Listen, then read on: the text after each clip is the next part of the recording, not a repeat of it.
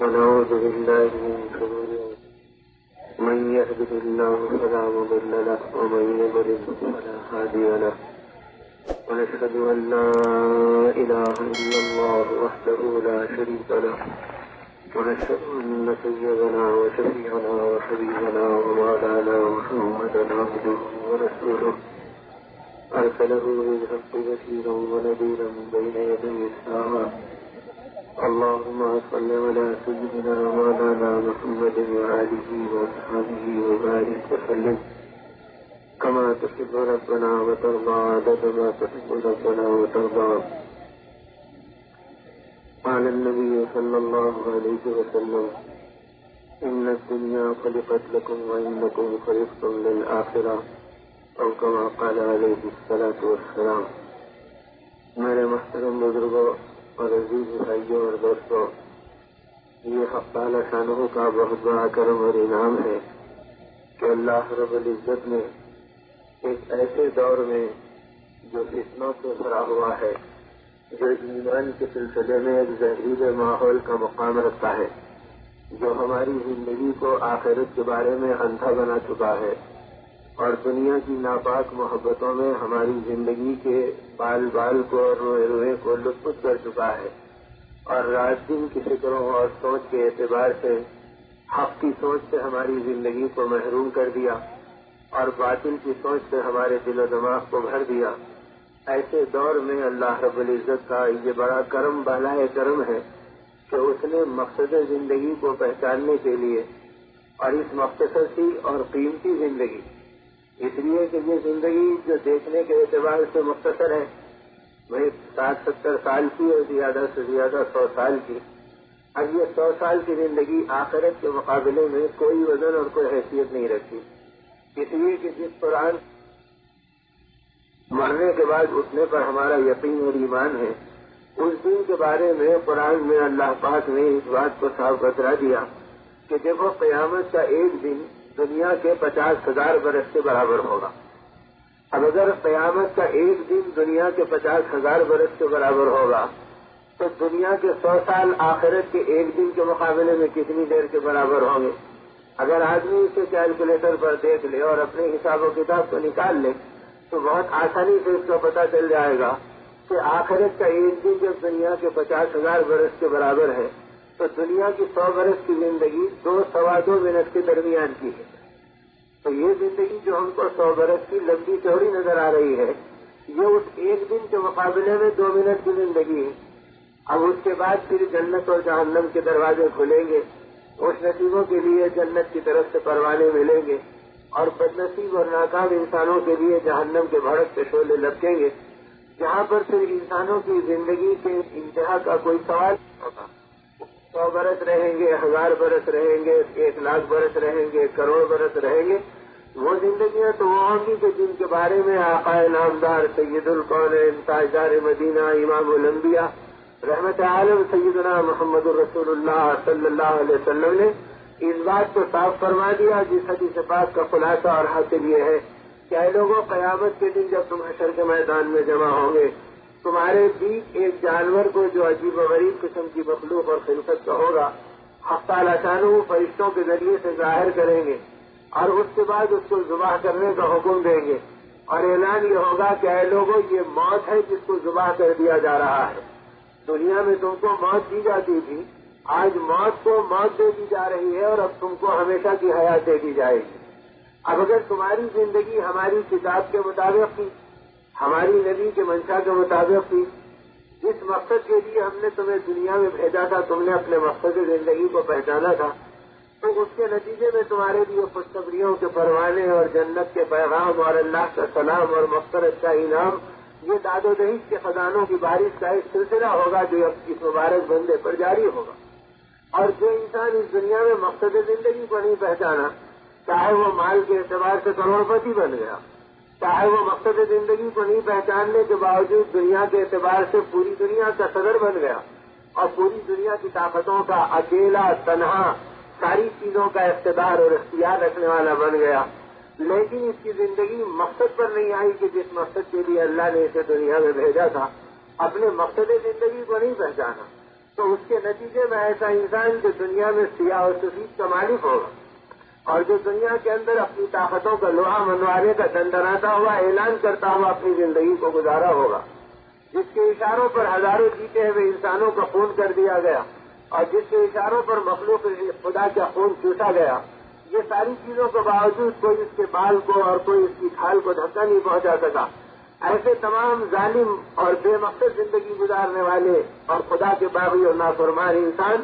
جو دنیا میں اپنی طاقتوں کا، اپنی عزتوں کا اور اپنی چھوٹی شہرتوں کا لوہا منواتے تھے، یہ وہ انسان ہوں گے جو قیامت کے میدان میں اتنے قابل رحم ہوں گے کہ دنیا میں اگر کوئی ننگا فقیر پھرتا ہو تو وہ اتنا تڑپتا اور قابل رحم نہیں ہوگا، جس سے زیادہ یہ رحم کے قابل ہوں گے اور کوئی رحم ان کے اوپر نہیں کیا جائے گا۔ اور اس دن ان لوگوں کا حال یہ ہوگا کہ ان کے ہاتھوں کو ان کے پیچھے باندھا جائے گا اور ان کے اندر آگ کی رسیوں کو گردنوں کے اندر پھندے کے طور پر ڈالا جائے گا اور ان کے ہاتھوں میں مشکیزیں اور ہتھکڑیوں کی طرح ان کو جکڑا جائے گا اور ان کے پیروں سے اس کی بیڑیوں کو اکڑا جائے گا اور ان کے حلق سے اس کو ڈالا جائے گا جو ہاتھوں کو کاٹتے ہوئے ان کے جسم سے باہر نکل جائے گی۔ اور اس کے بعد فرشتوں کو حکم ہوگا کہ ان سب کو اٹھا کر جہنم کے ایندھن میں پھینک دو، اس لیے کہ ہم نے ان کو انسان بنایا، مخلوق میں اشرف اور اکرم بنایا اور سوچنے اور سمجھنے کی صلاحیت دی، اچھے اور برے کی تمیز دی، حق و ناحق کے پہچان کی طاقت دی، لیکن اس کے باوجود ان نادان انسانوں نے دنیا پہ رال ٹپکایا اور دنیا کی مردار تمناؤں پر اور جھوٹی چمک دمک پر اور پانی عزتوں پر اور بے اعتبار دنیا کی لذتوں کے اوپر انہوں نے اپنی جوانی کو، اپنے بڑھاپے کو، اپنی طاقتوں کو، اپنی قوتوں کو، اپنی صلاحیتوں کو، اپنی استعدادوں کو سب کو اس کے اوپر لگا دیا، لیکن ہمارے مقصد پر انہوں نے نہ اپنی صبح کی، نہ اپنی شام کی، نہ ہماری مقصد کے اوپر انہوں نے سوچا، نہ انہوں نے چاہا، نہ ہمارے مقصد کے اعتبار سے انہوں نے بولا، نہ ہمارے مقصد کے اعتبار سے انہوں نے دیکھا، نہ ہمارے مقصد کے اعتبار سے انہوں نے سنا۔ یہ بے مقصد انسان تھے، یہ انسان نہیں تھے بلکہ انسان نما حیوان اور جانور تھے۔ اولئک کالانعام بل هم اضل کا اعلان قرآن نے کیا ایسے انسانوں کے بارے میں جو آخرت سے ناشناس ہو، خدا بیزار ہو، اپنی موت اور انجام کو نہیں جانتے ہو اور دنیا کے روٹی کے ٹکڑوں پر اپنی زندگی کو داؤ پر لگاتے ہو اور کھنکھناتے ہوئے مال کے ٹکڑے اور سونے چاندی کے ٹیکروں کے پیچھے اپنی عزت و آبرو کو لٹاتے ہو اور اپنی زندگی کا اور اپنے اقدار کا سودا اور نیلام کرتے ہو۔ یہ ایسے انسان ہے کہ یہ انسان نما حیوان ہے، دنیا کی سینسس میں اور مردم شماری میں یہ انسان شمار کر لیے جائیں، لیکن فرشتوں کی نگاہوں میں حیوانوں سے بدتر اور چوپایوں سے زیادہ گزرے شمار ہوتے ہیں۔ ان کا کوئی مقام اللہ کے پاس نہیں ہوتا، اسی لیے جب یہ ذبح ہوتے ہیں ان کا خون اور ان کی عزت و آبرو لٹتی ہے اور بہتی ہے اور ان کی زندگیاں برباد ہوتی ہے، ان کے اوپر کوئی رحم کرنے والا نہیں ہوتا، ان کی گردنوں پر ظالم مسلط کر دیے جاتے ہیں اور حکام ان کے ساتھ بے دردی کا سلوک کرتے ہیں، تو آسمانوں کی دنیا میں کوئی کھلبل ہی نہیں بچتی، بلکہ فرشتے کہتے ہیں کہ یہ وہ لوگ ہیں کہ جن سے اللہ نے ہم کو نامانوس کر رکھا ہے۔ اور جب جو انسان اس دنیا میں اپنے مقصد زندگی کو پہچانتا ہو اور اللہ رب العزت کی مرضی کے مطابق اپنے جینے کا ڈھنگ اختیار کرتا ہو، اے اللہ میں اپنی مرضی سے نہیں آیا بلکہ مجھے تو نے بھیجا ہے۔ اگر میں اپنی مرضی سے آتا تو بھائی ٹھنڈک کا علاقہ کون سا ہے، سرسبز و شاداب علاقہ کون سا ہے اور باغ و بہار کا علاقہ کون سا ہے، میں وہ جگہ کے اوپر اپنا کوئی ریزرویشن کرا لیتا اور کسی جگہ کو بک کرا لیتا۔ میں اپنی مرضی سے آتا تو اپنے حسن کو طے کر لیتا، اپنے رنگ کو طے کر لیتا، اپنی قد و قامت کو طے کر لیتا۔ یہ ساری چیزیں اپنے انسانی کے لیے کافی ہے کہ وہ اپنے خدا کو پہچان لے، اپنے قدرت والے طاقت والے مولا کو جان لے اور اس کی مرضی کو ڈھونڈ کر اپنی زندگی گزارنے پر اس کی دیدی امانت کو استعمال کر لے کہ مولا میں اپنی مرضی سے اس دنیا میں آیا نہیں بلکہ آپ نے اپنی مرضی سے مجھے بھیجا ہے، پھر میں اپنی مرضی سے بنا نہیں بلکہ آپ نے مجھے اپنی مرضی سے بنایا ہے۔ جب آپ نے اپنی مرضی سے بنایا ہے اور اپنی مرضی سے بھیجا ہے اور بھیجنے کے بعد ہمیں اشرف المخلوقات قرار دیا اور کائنات کی ساری شکلوں میں ہم کو قیمتی بنا دیا، زمین اتنی قیمتی نہیں اور آسمان اتنا قیمتی نہیں اور چاند اتنا قیمتی نہیں اور سورج اتنا قیمتی نہیں اور ستارے اتنے قیمتی نہیں جتنا یہ انسان اللہ کی نگاہ میں قیمتی ہے، اس سے بڑھ کر کوئی اور قیمتی نہیں ہے۔ اور قیمتی کیوں ہے؟ تو یہ انسان وہ ہے جس کو اللہ نے عقل اور سمجھ دی اور اس عقل و سمجھ میں اللہ نے مطالبہ یہ کیا کہ تو حق اور باطل میں اور اچھے اور برے میں پہچان پیدا کر لے اور برے سے بیدارگی اور اچھے کو اپنی زندگی کے اندر اختیار کر کر اپنے آپ کو چلا لے۔ اب جو انسان اچھے پر چلے گا تو سب سے پہلے وہ اپنے مالک کو پہچانے گا کہ میرا مالک اور خالق کون ہے۔ جس نے مجھے بنایا اور جس نے مجھے بنایا اور جس نے مجھے ظاہر کیا کہ وہ میرا خالق ہے تو وہی میرا مالک ہے کہ بنانے والے کی میں ملکیت ہوں. جب میں بنانے والے کی ملکیت ہوں تو اس مالک کی طاقت کو پہچانوں, اس کی قدرت کو پہچانوں, اس کے اختیار کو پہچانوں. اور وہ اللہ وہ ہے جو رحیم بھی ہے, کریم بھی ہے, ستار بھی ہے, غفار بھی ہے. اور دوسری جانب وہ اللہ وہ ہے جو قہار بھی ہے, جبار بھی ہے. وہ قیامت کے دن یہ اعلان کریں گے جب ایسے ظالم و بے مقصد انسانوں کو جہنم میں پھینکا جائے گا اور جن کو آگ کی زنجیروں سے جکڑا جائے گا اور فرشتوں کو حکم ہوگا کہ ان کو اٹھا کر جہنم کی آگ میں پھینک دو, تو جیسے ہم اور آپ کھانے کے بعد خالی کاغذ کے پوروں کو پھینک دیتے ہیں ویسے ان ساری طاقتوں کے دندناتے ہوئے دنیا کے اندر زمانے کے فرعون اور زمانے کے قارون اور زمانے کے نمرودی طاقتیں جو قیامت تک اس دنیا میں آتی رہیں گی اور اپنے آپ کو کہتے رہیں گے کہ ہم سے ہوتا ہے کہنا کچھ فرعون ہونے کی علامت ہے.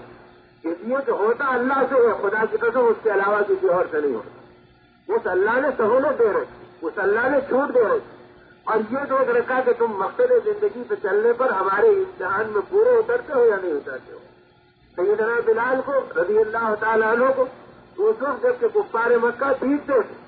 اور ان کو ہاتھ کی دھونی دی جاتی تھی اور الٹا لٹکا کر کوڑے لگائے جاتے تھے اور یہ کہا جاتا تھا کہ اللہ کے اکیلے ایک اللہ سے ہونے کا انکار کر دو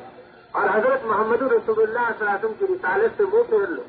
اور آپ ہیں کہ کوڑے کھاتے تھے اور اللہ واحد کا نعرہ لگاتے تھے کہ اللہ کے علاوہ کوئی اور نہیں, اور جو کچھ ہوتا اللہ ہی سے ہوتا, اللہ کے غیر سے نہیں ہوتا. جب مارنے والے تھک جاتے تو باری بدل دیتے, لیکن مار کھانے والا برابر مار کھاتے رہتا اور اس میں لذتیں پاتے رہتا. جب اللہ زندگی بنانے پہ آتے ہیں تو مشقتوں میں لذتیں ڈال دیتے ہیں اور اللہ زندگی بگاڑنے پہ آتے ہیں تو راحتوں میں مصیبتیں ڈال دیتے ہیں. کروڑوں دے دیا, پریشان کر دیا, اس کا کوئی اعتبار نہیں. لاکھوں دے دیے اور ہزاروں عداوتیں اور دشمنیاں لگا دی. بلکہ لاکھوں دینا اور کروڑوں دینا تو آگے کی بات ہے, مالدار بننے کی تمنا میں قرضدار بنا کر ذلیل کر دیتے کہ صاحب مالدار بن رہے ہیں, کیا کر رہے ہیں, فیکٹری کھول رہے ہیں, کیا کر رہے ہیں, ایک نیا اسکیم پیش کر رہے ہیں, کیا کر رہے ہیں, ایک پلان لے کے چل رہے ہیں. اب اس کے لیے کیا کریں گے, لون لینا پڑے گا, قرض لینا پڑے گا. وہ یعنی مالدار بننا تو دور کی بات ہے, نیت کرتے ہی قرضدار بننے کی رسوائی آ گئی اور قرضہ ادا کرنے کا غم اس کی زندگی کے سر کے اوپر آ گیا. تو جب اللہ زندگی کو ہلاکت پہ ڈالنا چاہتے ہیں تو حفاظت کے نقشوں میں ہلاک کر کے رکھ دیتے ہیں, اور جب اللہ زندگی کے بنانے کے اوپر آتے ہیں تو ہلاکت کے نقشوں میں حفاظت ڈال کے بتلا دیتے ہیں کہ دیکھو ہم اللہ ہیں اور ہم قدرت والے ہیں, ساری مخلوق ہماری ملکیت ہے, ان کے مزاج ہمارے قبضے میں ہیں. ہم جب ان کے دل بدل دیتے ہیں اور ان کے رخ پلٹ دیتے ہیں تو درندے تمہارے تابع ہو جاتے ہیں, اور اگر ہم رخ بدل دیتے ہیں تو تمہاری پیٹ کی اولاد درندوں سے زیادہ تمہارے لیے مصیبت کا سبب بن جاتی ہے. تو تم ہم کو پہچانو کہ اپنی زندگی میں سب سے پہلا مقصد زندگی کا راستہ یہ ہے کہ جو اپنی زندگی کو اس مقصد پہ چلائے جس کے لیے زندگی دی گئی ہے, اس کا پہلا مطالبہ یہ ہے کہ اے انسان پہلے اپنی ذات کو پہچان, میری اپنی قدرت کو پہچان, اپنے نبی کو پہچان جس نے تیری زندگی کو ہدایت پر ڈال کر میری معرفت تک پہنچانے کے لیے تمہارے اور میرے درمیان محنت کرتا رہا.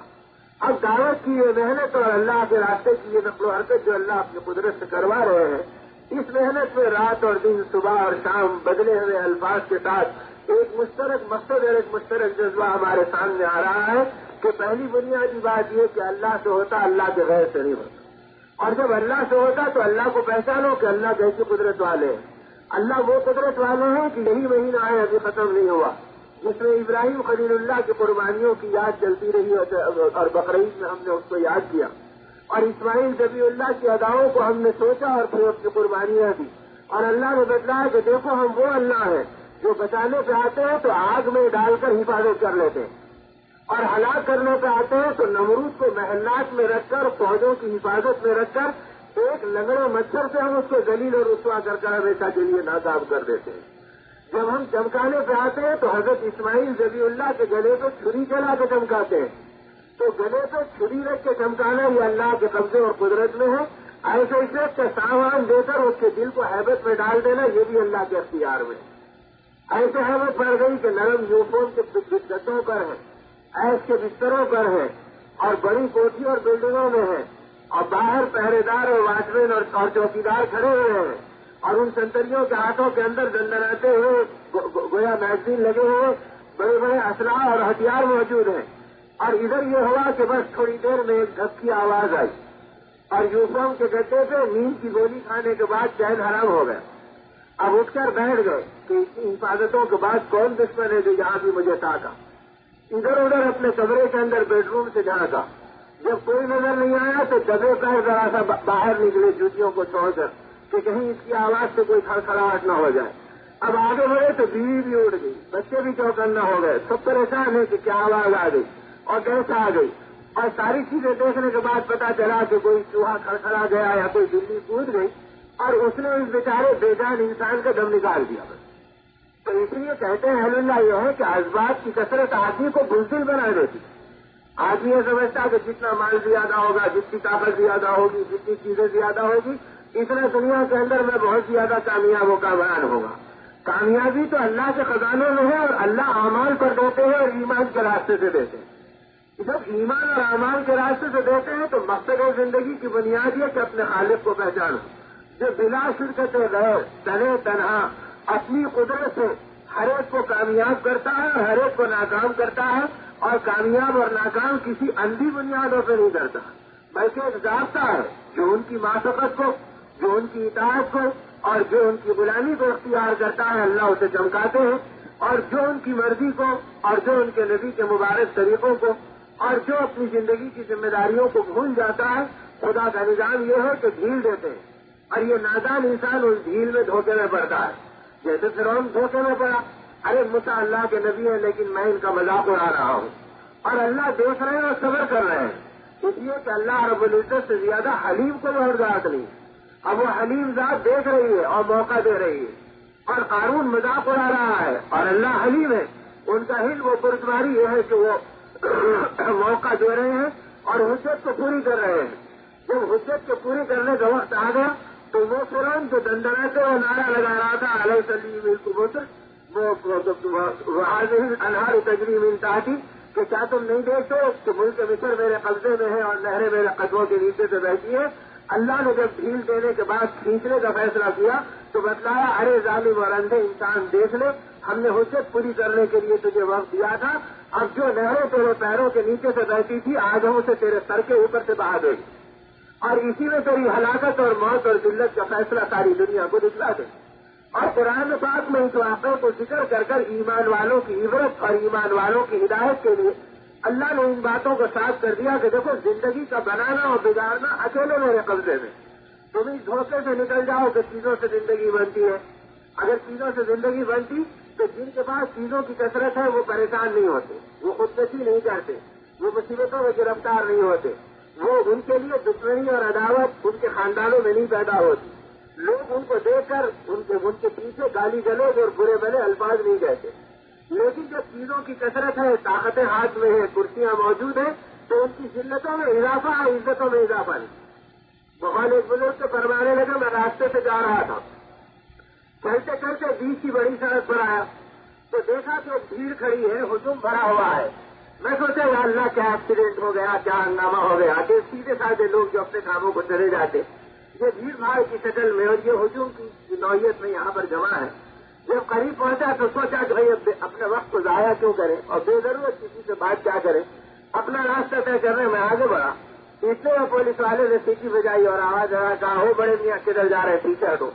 میں نے کہا کیا بات ہے, کہا دیکھتے نہیں اتنے کھڑے ہیں اور تم چلے جا رہے.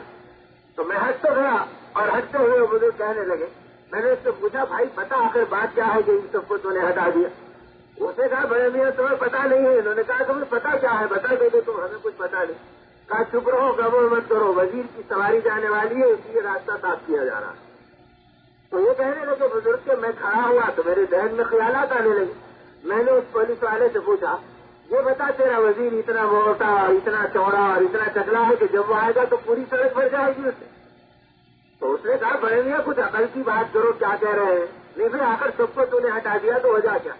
اس نے کہا بڑے میاں چپ ہو جاؤ, اس وقت ہم نے ذمہ داری کی ڈیوٹی ادا کرنے کے لیے ٹھہرے ہیں. تو اس نے کہا کہ اصل میں یہ جو کچھ کر رہے ہیں ہم اس کی سیکورٹی کے لیے کر رہے ہیں,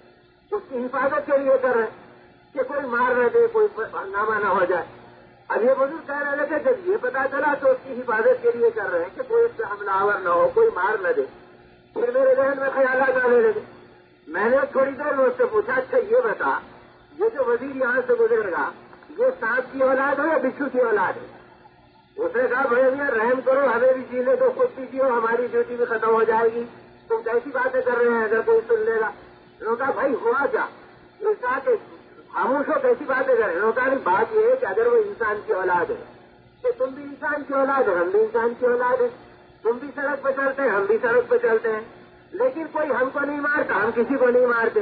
ہاں اگر سانپ دکھے گا تو ہر ایک مارے گا اور بچھو دکھے گا تو ہر ایک مارے گا. تو پتہ نہیں جب اس کی حفاظت کی جا رہی ہے اور ہر ایک سے اس کے مارے جانے کا ڈر ہے تو ہر ایک سے مارے جانے کا ڈر ہے تو یہ بتا کہ یہ سانپ کی اولاد ہے یا بچھو کی اولاد ہے، یہ انسان کی اولاد تو سمجھ میں نہیں آئی. اب اس پر اس نے کہا ہے بڑے میاں خاموش ہو. اب میں سوچا یا اللہ یہ وہی ہے جو کل ہمارے گلیوں میں بھیک مانگتے پھرتے تھے کہ ووٹ ہم کو دے تو ہم تمہاری حفاظت کریں گے، اب کرسی پہ آ گئے تو ہم کو ان کی حفاظت کرنی پڑ رہی ہے. تو یہ میرے دوستوں دنیا کو متاع الغرور قرار دیا قرآن. اللہ پاک نے فرمایا یہ دھوکے کا گھر ہے، یہاں کی عزت بھی دھوکا، یہاں کی طاقت بھی دھوکا، یہاں کی حیات بھی دھوکا جو موت پہ نظر آ جاتی ہے، یہاں کی سمندری بھی دھوکا جو آدمی کی فقیری اور محتاجی میں نظر آ جاتی ہے، یہاں کی طاقتیں بھی دھوکا جو آدمی کی معذوری اور مجبوری پہ نظر آ جاتی ہے، یہاں کی جوانی بھی دھوکا جو بڑھاپے کی بے چینی اور کرب کے اندر محسوس ہو جاتی ہے. تو وہ دن گزر گئے، وہ نشاط ختم ہو گیا، وہ فرض کے زمانہ تصور سے بھی لٹنے لگ گیا. تو یہ دنیا کا ہر نقشہ دھوکا ہے. جب یہ دھوکا ہے تو دھوکے والی چیزوں کو لینا یہ سمجھداروں کا اور مقصد زندگی کو پہچاننے والوں کا کام نہیں. مقصد زندگی پہ چلنے والا وہ ہے جو اللہ کو پہچان لے، اور جب اللہ کی پہچان مل جائے گی تو پھر وہ مخلوق سے بے نیاز ہو کر اپنی زندگی گزارے گا. حضرت سالم مولا رضی اللہ تعالیٰ عنہ یہ نواسے صدیق اکبر رضی اللہ تعالیٰ عنہ کے اور تقوی و طہارت کا چرچا اور ان کی ولایت کی توتی اپنے زمانے میں بولتی تھی اور دنیا کا بچہ اور بڑا اپنی نگاہوں میں ان کی محبوبیت کو سمائے ہوئے تھا. ایک بار یہ بیت اللہ پہ پہنچے اور طواف کر نماز سے فارغ ہو کر حتیم کے کنارے پر بیٹھ کر دعاؤں میں لگ گئے. وہ دور بنو امیہ کی حکمرانی کا دور تھا اور ہشام بن عبد الملک اس زمانے کا فرمانروا اور بادشاہ وقت تھا اور آدھی دنیا کے کم و بیش علاقے میں اس کی طاقتوں کا چرچا چلتا تھا اور لوگ اس کی خدمت میں آنے کے لیے تانتے تھے. بڑے بڑے وقت کی طاقتوں کو اور سفیروں کو اس کو دیکھنا مشکل تھا. وہ بھی پہنچا بیت اللہ پر طواف کے لیے. جب وہ طواف کرنے لگا تو اس نے دیکھا کہ کسی کنارے پر ہجوم ہے تو اپنے مصاحبین سے ان باتوں کو پوچھا کہ بتاؤ کہ یہ مجمع یہاں پر کیوں لگا ہے. لوگوں نے کہا اللہ کے ولی سالم مولا موجود ہے، لوگ ان کی دعاؤں پر آمین کہنے اور ان کے چہرے کی زیارت کرنے ان کے دیدار کے مشتاق ہیں بے چین ہیں تو مجمع وہاں پر جمع ہے. تو یہ سالم مولا کی ولایت کو جانتا تھا اور ان کے تقوی و طہارت کی عقیدت اس کے اندر بھی تھی.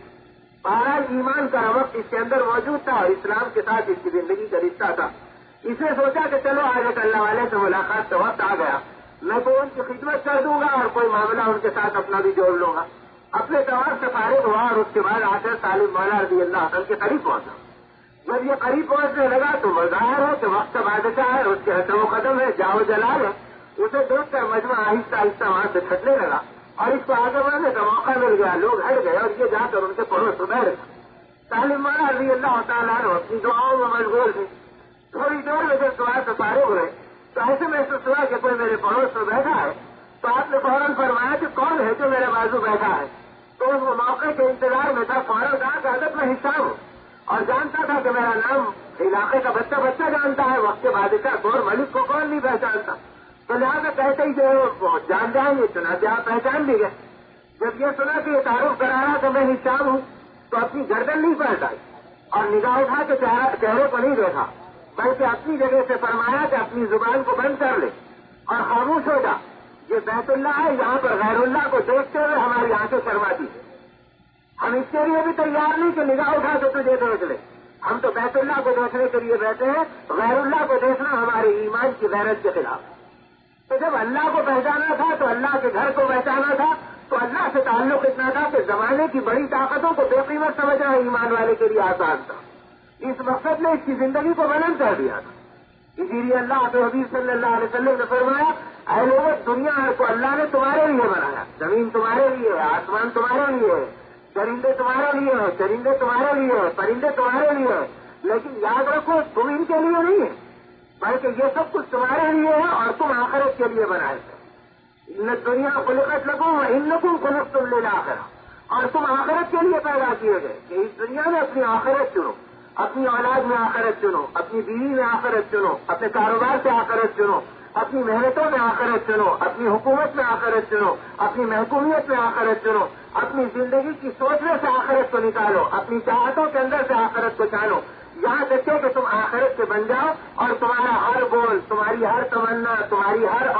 تمہاری ہر سوچ یہ آخرت کے اعتبار سے بن جائے۔ اسی لیے اللہ کے نبی صلی اللہ علیہ وسلم نے اپنی امت کو جو دعائیں سکھلائی اس میں یہ دعا بھی سکھلائی، اللہم اجعل وساوس قلبی خشیتک و ذکرک، اے اللہ تو میرے قلب کے وسوسے اپنی یاد اور اپنا خوف بنا دے۔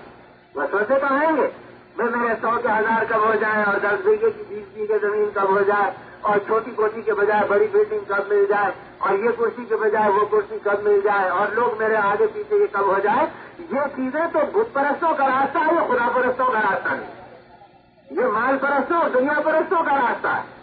اور خدا پرستوں اور آخرت پرستوں کا راستہ یہ ہے کہ یہ زندگی اللہ کے نام پر کام آ جائے، نبی کے ارمانوں پہ پوری اتر جائے، آخرت کو سنوارنے کا ذریعہ بن جائے، انسانوں کو ہدایت کا پیغام دینے کا راستہ نکل جائے، مخلوق خدا کو جہنم کی آگ سے بچانے کے لیے میں استعمال ہو جاؤں، میری نسلیں ایمان کی علم بردار اور میری اولادیں دین کی ترجمان اور میری عورتیں نبی کے راستے کی پکار کو دنیا کے اندر پیش کرنے والی بن جائے۔ یہ وہ وساوس ہیں اور وہ تمنائیں ہیں اور وہ خواہشات ہیں جو ایمان والوں کے سینوں میں پلتے ہیں اور خیالوں میں کھیلتے ہیں اور اس کے مطابق اس کی زندگی کو اللہ سنوارتے ہیں اور پھر اللہ کی غیبی مددیں ان کے شامل حال بنتی ہیں۔